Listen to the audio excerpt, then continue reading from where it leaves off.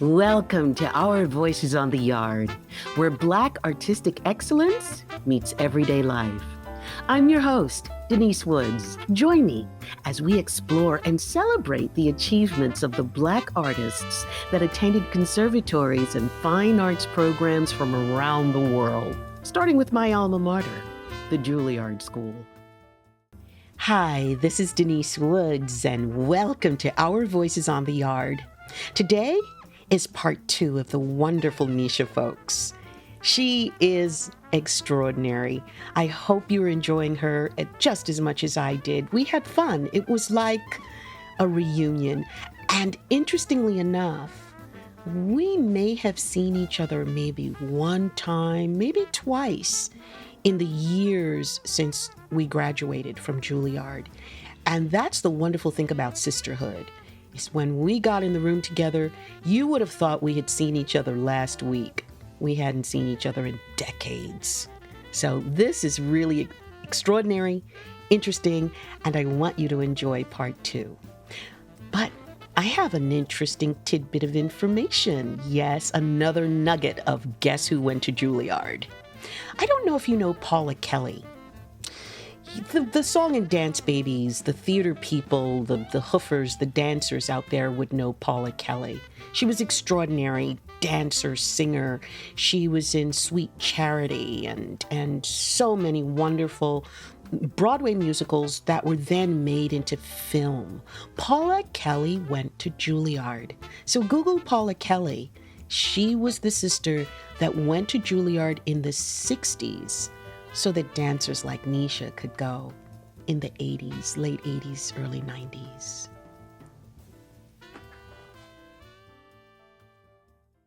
How did you segue into acting? Because this is where my antennae just went up Miss Actress. When I saw your IMDb page.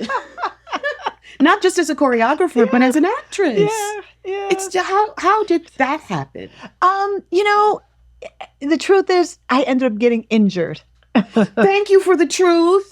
Thank you, because, that I'm a big proponent of, one door closes so that another door opens. I ended up getting a dance injury, and I went back to something that I loved. So I started studying Meisner, and I remember there was a teacher at Juilliard, Marion Seldes.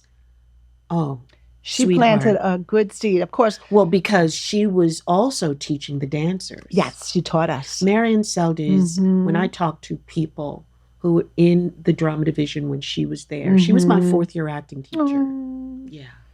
And we still had acting in the 4th year. Usually, by the time you get to your 4th year, you're thinking about auditioning. You're having audition technique. Okay.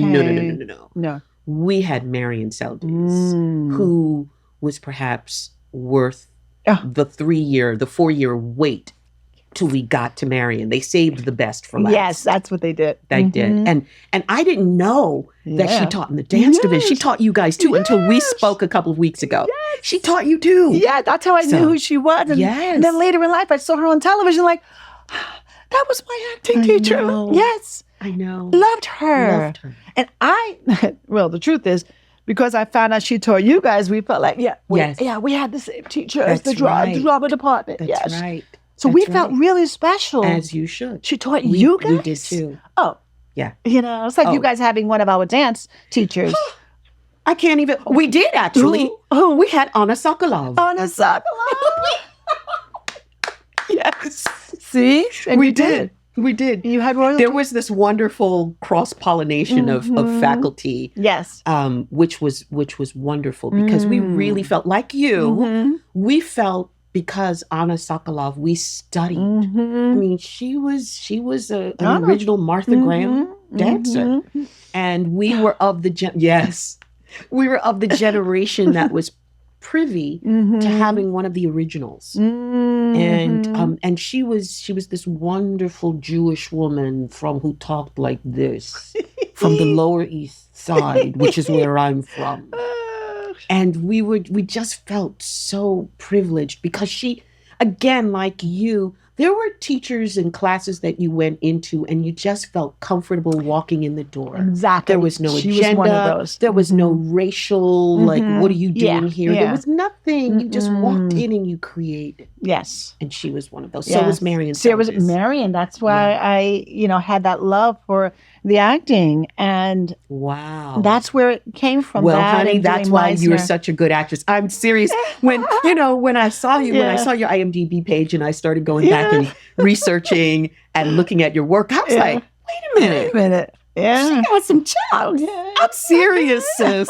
I was blown away. Thank you. Yes. It's fun. I just felt like I'm blessed to have continued to work in this industry. That is so amazing. We all have to make that SAG money. Have you ever done roles where you were choreographer and had an acting part in the film? Yeah. What? Glitter with Mariah Carey. Oh, yes. I remember that film. Yes. I was an actress in the movie. Bondi Curtis Hall was the director. Oh, and I was also Mariah's choreographer. And I was also in the film as like Mariah's, I guess, choreographer on film. Mm-hmm. Yeah. So I got the chance to work as both. Mm-hmm. Get that double check. Mm-hmm. Yeah, so that was great to be able to be on camera as an actress and to also get choreographic credit. That's great. Mm-hmm. And work with Mariah. Did you segue into producing at all? Well, I produce. I do. I have my own company. I know this. That's why I'm asking, because you're good. You really think like a producer. I do. You're a choreographer, dancer, actress. But you really are a producer. And a mommy. Oh, I know, right? I'm all of those. I guess that's the mommy. Yeah. Makes you a producer. Right. The mommy makes you a producer. Yeah. But you have two beautiful daughters, by the way. You do. I do. Satori. Who are dancers? Maye. Well, my younger daughter used to be Maye. Mm-hmm. She's at USC. She's a journalist major because her dad's also a writer. So she kind of took after him. He's a writer. He did like Set It Off. He wrote the movie Set It Off. Okay. And so she kind of takes after him in the writing, which is really kind of cool. My older daughter, Satori, she went to USC too. Mm-hmm. In the Kaufman, she was the inaugural class, Kaufman School of Dance, which is kind of cool. Oh, yeah. Wonderful. I know. Yeah. So she graduated from there and then went and auditioned for her first Broadway show, which was like, okay, I went to audition for West Side Story. They're coming to Broadway. Okay. And I think I was trying to tell you that she says to me, Mommy, I got to go to the producers, but it's in New York. Can you give me $540 for a ticket? But if I don't get it, will you be mad at me? Oh, I was like, no, but get the show and then pay me back. Okay. Oh my God. It was like so heartbreaking to hear her say that. And I was like, no, sweetie, I'd never be mad at you for trying to do what you love to do. Absolutely. And she ended up booking her first Broadway show. Right out of school. Right out of school. Well, kind of like her mama. That's true. Oh. Yes, true. That's true. And I always tease her. I go, yeah, you had your first Broadway show, let's see, at 19. Oh, I had mine at 17. We just have fun doing that. Yeah, I was 17. Yeah. Have you come up against any major Hollywood obstacles, in a very male-driven, very misogynistic? I just got to put it on the table, and racial, both. I've come up with both. I've come up with, because there were things I ended up turning down because I thought, it was kind of sad. You think that someone wants you for your talent or wants you because you can do the job. And then you find out, you're sitting in an office across from someone and they're saying things to you and you're trying to read between the lines. And you're like, are you saying what I think you're saying? Are you actually saying, if I do this, I can do this? And then you start sweating and you start getting nervous and you're thinking, how can I get out of here? What can I say? Do I tell anybody? Do I say anything? And you realize, wow, the casting couch does exist. Black, white, I remember shooting once with a photographer great pictures. And he's like, oh, you have to come look at the pictures. I went to look at the pictures. We're sitting and looking at the pictures. I'm like, great. And then he wouldn't give me the pictures unless I do something. What? Yes. And I'm like, oh my God. I was so nervous. All I could think about is, how do I get out of here? So I think I made up some like lie, like, oh yeah, let me go get my credit card or my checkbook, and tomorrow let's meet tomorrow at noon. Something, just to get out of there, Yes. to make him believe I was coming back. Yes. Never went back. I never saw the pictures. Never got the pictures. And then there were times as a choreographer, you'd walk into a room and men would just think because I'm young, maybe they thought I was attractive, or you're a dancer, they think you're loose. And it's so untrue. And it's just so degrading. Mm-hmm. And like, why do I have to go through this?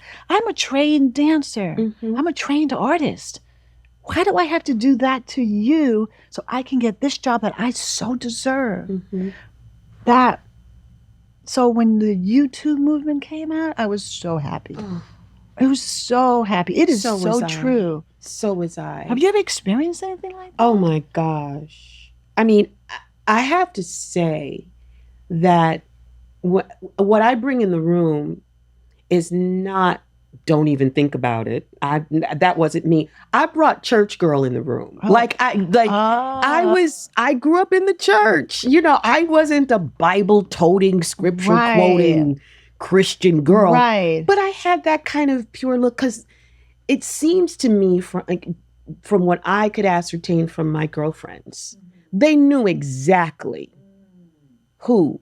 And sometimes they would get it wrong, but there was something, because I actually had a very famous person come to me about a girlfriend of mine. Like, I was like, are you, what? I'm so serious, because he knew that I wasn't like that, because I was like this kind of naive, and so I didn't have that look. And I guess he thought she did. Yeah. And it stopped right there.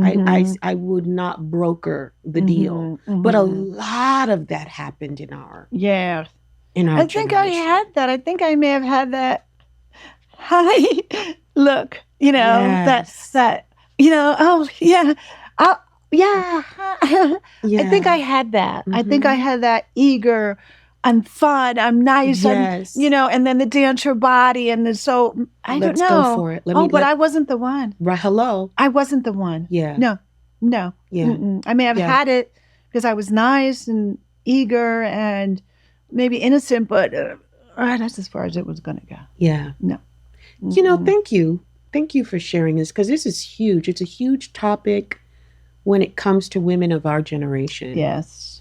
I think it still happens. I'm sure it does. I'm sure it does. But it just feels so, especially, with the recent events of these men who are doing time because of it. Right. The ones that just got caught. Right. Yeah. It begs the conversation from our perspective. Yeah. And how insidious it is. And it continues. And I'm so glad that we are openly discussing it, putting it in the conversation, and keeping it in the conversation so that they know that don't even think about it. Don't even think about it. And that's what we want to teach our girls. That's exactly. Right? Yeah. We want to teach it. You don't need to go into a room with someone alone. Everything should be on the table. Yes. What's nice is emails now. You can have emails back and forth. And representation. Really nice. We've got representation. We've got now, we've got good lawyers, we've got good agents, good managers that can really broker our deals on our behalf because a lot of times it took me a long time to get representation out of Juilliard, and a lot of times you're, like yours was on the up and up because it was Alvin Ailey, but you're constantly given cards and saying, come, talk to me. I've got something for you. And how do you sift through what's legit? Yeah. There was no internet. No. You couldn't Google someone, right? I know, that's so funny. Yeah. Right? Yeah. It was. You had to ask someone only in your little circle. In your little circle. You So-and-so? Yeah. Yeah. That's very true. Yeah. So Wow. this is a very important conversation to have. Yeah. If there's one thing you could tell your younger self, Neisha, what would it be? If you could go back, because you've said some amazing things. You've had a wonderful village around you. Your parents, Alvin, Debbie Allen. I mean, your friends. Yeah, my family. Your family. Yeah. If you could just look back and look at your younger self and say, you know what? There's one thing I would have said to young Neisha. And that could be young 8-year-old Neisha. 13. 13. Okay. I was 13 when I started dancing. Oh, that's right. I was in the 8th grade. What would you tell 13-year-old Neisha? Yeah. I think I would tell 13-year-old Neisha to just not be so. I had a lot of energy. I had so much energy. I think I would tell 13-year-old Neisha to just relax a little more. Relax a little more. Just, it's okay. I had so much energy to want to do this and do that and do this and do that and do this. You know, yeah, but in hindsight, if I had relaxed more, would I be who I am today? I don't know, you know? I guess the question begs to be, you know, expounded on knowing what you know now. Yeah. Knowing what you know now, as opposed to knowing the limited amount of knowledge that you had then, but knowing what you know now to relax. And clearly hindsight is 2020, but because you've had an amazing career, which takes me to today. You've got 2 beautiful daughters. You've got a wonderful career in Hollywood, in film and television. What brought you to Los Angeles from New York? Malcolm X. Malcolm X. And you stayed? Yeah. Well, actually, really what brought me was I was in New York one of those winters. Oh. One of those winters where it was January. Yes. February, March, April, and it's still snowing. Yeah. It's like, okay, enough.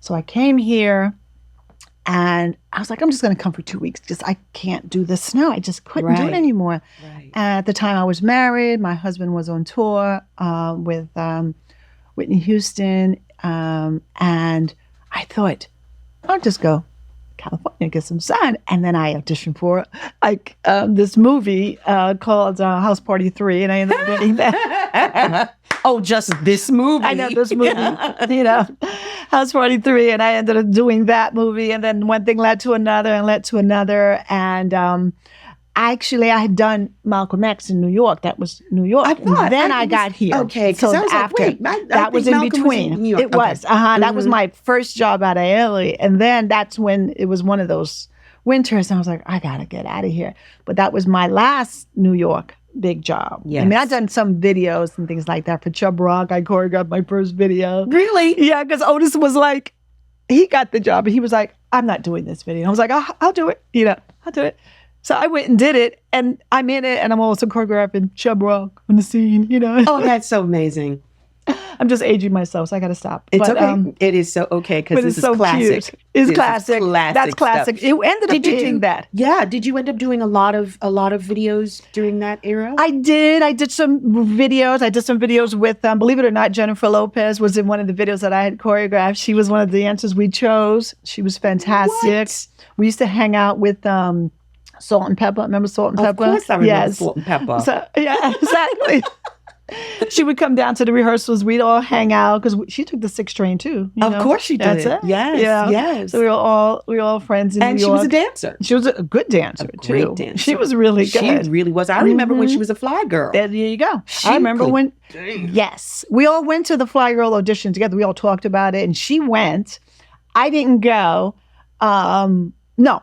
Sorry, I did go to the Fly Girls. Let's give some backstory. This is a Fly Girl from In Living Color. In Living Color, exactly. Yes. We act like people know. Right? I know. We've got to just slow it down because you know they're the youngins out there. Go a Fly Girl. Fly Girl. What was your fly? Yes, she went. We all went. We all talked about it, and we were going to go. It was like the big thing. Oh my God, you know. And then I remember being there, and then they asked me to sing, and I thought, come back and sing. I'm not doing that. Jennifer loved to sing. So she went back and sang. I didn't even go back to the second call back because I knew they're not going to. So that was one of my, that's one of the all right, things now we're there. If I could go back and tell my younger self to sing, I would have probably said you needed to take some singing classes because I didn't want to take singing classes. Oh, I'm a dancer. I'm an actress. I don't need to sing. Right. Sing. Yeah. Sing. Do it all. She did. Jennifer had a nice voice. So she went all the way and she got it. And from there, rest is history. She's Miss Lopez, right? Jenny from the block. Jenny from the block. Yeah. Mm-hmm. But I love her. And so that's my Jenny story. And what she sang. It's absolutely phenomenal to really go back and say, that's what I would have told myself. That's it. Because it seems to me everything else you just said, well, I'm already at the bottom. I mean, all I can do is go up. And that one thing to sing. Well, you know what it is? It's this vulnerability that comes with singing beyond acting, beyond dancing. It's that, and being a voice and speech person, it's like showing yourself, revealing yourself on these open vowel sounds. Yeah. Like opening up your mouth and Yes. Oh. And for me, no one could do that quite like Whitney Houston. Like just bearing your soul on these open vowel sounds. So with I confidence. get it with confidence and just complete vulnerability. That's right. So I get it when you say, no, I'm not going to sing because it's a little, it really forces you to go there. And I just took voice classes just enough to get my 16 bars. You know those 16 bars you have to do at the audition? Yes. Just so I could get that dance audition. Yes. But just that 16 bars. That's all you needed. That's all I needed. I was good at that 16 bars. Don't ask me to sing the rest of the song. Got that 16 bars. I got the job because I was such a good dancer, but just got that 16 bars. And at the time, you just had to be the great dancer, and okay singer. But now you got to be triple threat. You've got to do it all, and you have to have a social media follower. You're like, oh please. And I do have. Yes, but it's my company, Triple Talent. Yes, what I was going to say. Which is all three, and that comes from me. I hire voice teachers. I teach the acting and I teach the dance. I hire hip hop teachers and I hire art teachers. And I also hire voice teachers. You mean visual arts? Visual arts, yes. Oh my. Okay, so this is my final question, because the final question, like we said, we got to our fourth year at Juilliard. We get to our fourth year at Juilliard and we get Marion Seldes, and they save the best for last. And this is really something that is so important to me, because something I felt that I really didn't get when I was at Juilliard. I didn't develop a business acumen. I didn't have a sense of the business, and what I was selling was Denise. I had no sense of packaging and the product and marketing myself, none whatsoever. And it wasn't taught, because it was all about the craft. And I go, okay, so you're developing these wonderful, fine-tuned artists. How do they work? What are you teaching them in order to book the job? You're teaching them what to do once they get the job. Yes. But no one is showing us how to book the job. You have to book and that's exactly what it was. And it started That's where I'm asking you. 2007 when my two daughters, when I was on the sets for doing 12-hour days on sets. Sure. And my little one was very mommy. I remember I was doing the Oscars, actually. I was dancing in the Oscars. And getting the phone calls. Mommy, come on. And I'm like, I can't come home. I'm on the set, right? And I would put them, my daughter at the time, got older and older. And by the time she was like 8 years old, I realized I can't do this. I can't keep being on the set and not being there for my kids. And I just didn't like it. And my soul was just, I'd made enough money. Right. I had done what I wanted to do. I had, checked all the boxes. This is their time. And I realized I got to give them their time. I want to be a mom. I want to give them their time, right? And then I thought about, I don't know where it came from. I established the company called At the time, it was called Broadway to Hollywood because I'm from Broadway, the Broadway to Hollywood. Makes and sense. Then I changed it to Triple Talent, and that was a brilliant name as well. Yes. And then I started the company with my kids on my side. My daughter was 8 years old, and that's when I realized she grew up with this. Of course, she had it in her. Of course, she was able to go to Broadway and do a show. That's where it started from, doing shows every single Friday with them, doing big productions from Lion King to Les Mis to Little Mermaid to Annie. And I've been doing it now since 2007. It was still a success. Today we have a show Friday coming up. This is wonderful. Yeah. This is wonderful. To be able to be an artist, a mother, an entrepreneur, to sort of, like you say, check all the boxes. Check the boxes. Were you able to do that? I'm not married, but that's the box I didn't check. Well, you have been. Yes. And I'm sure if you wanted to be now, you could be. Yeah, if I put my eggs, I thought there, I think I do. The energy is someplace else right now. Yeah. So when I think it would, she still has a couple years at USC, but I think now I'm ready to branch out and, have Stella get her groove back. Thank you, sis. Thank you for sharing. Stella needs to get her groove back. I'm so focused on my business. Exactly. And it took a while. It took a while to get it. Because you said you had all the boxes checked. Mm-hmm. And I know this is for me, the financial freedom, especially when you're raising a child and putting them through college, the financial freedom to be able to do what you need to do as an artist, as a mother, as a woman is just it's so liberating. Yes, it really, really is. It and is. So and the reason why I bring that up is because you have worked your ass off to get here. Like, I know this. Yes, I have. I mean, I try to call you now. Well, I'm an early morning person because I'm on set. Yes. At dark 0:30 in the morning. And my body can't readjust. I'm always up at 4:30. And people ask, I'll send an email to someone. They go, Denise, are you in New York? I go, no, I'm in LA. I'm out. Well, what are you doing up? It's because I'm up. But you are up because you are working. I'm working. I get to be in Calabasas. That's where my studio is, and we are. I live now. I moved to, I have my home, which is still in Woodland Hills, but I moved to downtown Los Angeles. Nice. I moved downtown, got a high rise downtown Los Angeles to be next to my daughter who moved back to Woodland Hills because she wanted to be with her friends that came home from college. So now I'm driving back.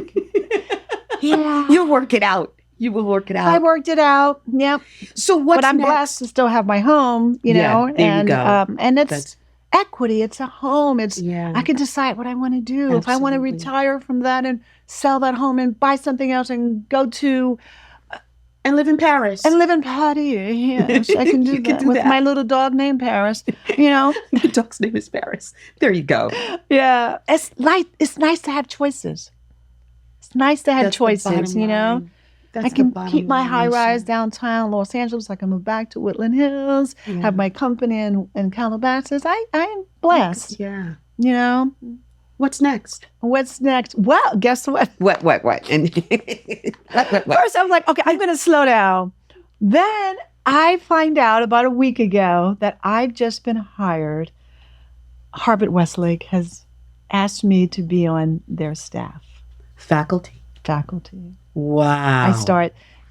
That's impressive. I start this year. So is it part of their drama department? It's part of their performing arts department, yes. And you are going to be on their dance faculty? I will be on their dance faculty as a professor. I am so excited. Harvard Westlake. Harvard Westlake, yes. It's a great school. Mm-hmm. Congratulations. So, here I said, I'm going to slow down. No. How can we? It was such an honor to be asked.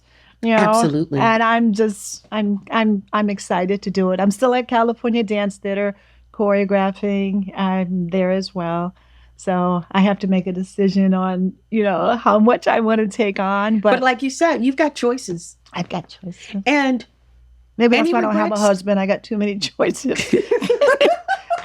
I guess I'm going to slow down. I'm going to find me a husband, but you know. Are you grateful for your Juilliard training? Oh my gosh. Yeah. I wouldn't give it up for anything. I can't tell you how many people I have asked that. And with all of the obstacles, the triumphs, but the obstacles, the hurdles we've had to jump over. Yes. Everyone, including me, we have all said that we wouldn't have changed anything. And graduating, not just going. Yeah. So I have friends that went there, either they got kicked out or they, decided, I don't want to do this. They all wish they had graduated. Yeah. And stuck it out. Yeah. Yeah. But our mothers, because I have a mama story too. I wanted to leave in my junior year. And my mother was like, "Oh no, you're not." And I wanted to leave because of racism. Oh. Yeah. But I'll get a chance to tell my side of the story, but today is your side of the story. Yeah. Oh my gosh. I just felt the racism, the tinge of it. And I also, but I mostly felt it not just for me, but for people I loved. It's almost when you can almost see it in someone else's, through your lens, looking at someone else's experience more clearly than you can see when you're looking at your own. When you hear someone else. Yeah. And that's what I was seeing. I was seeing it all around me. And I was just not, it just left a bitter taste. And I basically came home to my mom and said, I'm leaving. And she looked at me like your mama looked at you. And she said, "You what?" She says, "The real world is no different." Exactly. And so, whatever you're leaving this to go someplace else, you're going to find that very same thing right there. And get good. My mom she's fond of saying, "Take the meat and throw away the bones." I love that. I know. Yeah. So she's basically saying, take this training, girl, and will you take this training? Yes. And go on and be the good actress that you were destined really to be. That's really good. Yeah. I think my mom says something similar, like she says, if everybody around you was doing 100%, you got to do 110. Yeah. It's kind of the same, and I kind of teach that with my students. I teach them the same thing, in a different way. Because I don't want them to have that pressure. Right. I always say to them, you don't have to go for perfection, but you got to go for progress. Progress. Not perfection. Because progress, we're never going to be perfect. Right. But if we go for progress, we're going to get somewhere. Yeah. And that's important. Yeah. Neisha, that was just perfect to end this beautiful conversation. Authentic. Yeah. It's so wonderful to come to the table with someone that you absolutely, genuinely love. I'm so serious because it's the authenticity. I really had no idea that we were going to go into the realm of what prompted a U2 movement. Yeah. Do you know what I mean? But we are truly the product of generations before for whom this was a reality. And so I thank you for your candor. You're welcome, my darling. It's just so open and transparent. I thank you. Look at the dancer. Look at this dancer. The turnout. To turn out the point. We can't help it. Wonderful. Thank you for joining me. Our voices on the yard. This is the voice of You're fantastic. Neisha Folkes. Oh. Dance division from Juilliard. We will not mention what class, what year. They'll figure it out. Google it. But this has been wonderful, sweetheart. Thank you. Would you come back? Will you come back? Because I want you to come back with another mutual friend. Because what I want to do with us, I want you to come back with a couple of people that have similar trajectories as ours. Meaning, I want us to be in studio with another person, two other people perhaps, that graduated from PA and Juilliard as well. So that we can tell. You know who they are. I do. No, I do. Oh, I've already got it. The producer in me, girl. It's like, oh no, we're going to do this. Yeah, because we have to talk about Stairway E. Oh, shall we do it now? No, we'll say it, girl. Stairway E. I love you, Neisha Folkes. I love you more. Thank you, I admire sweetheart. you, and I'm Thank so you. excited to be here because you asked me. Thank you. Absolutely. Anything you need, I'm there. Thank you for joining me. Thank you. I hope you've learned something. I hope you feel enlightened. I hope you feel lighter than you did before you entered. Subscribe and leave us a review. Tell us what you liked. Subscribe to our YouTube channel as well. Tell us who you'd want to see. This is Denise Woods saying, see you next time.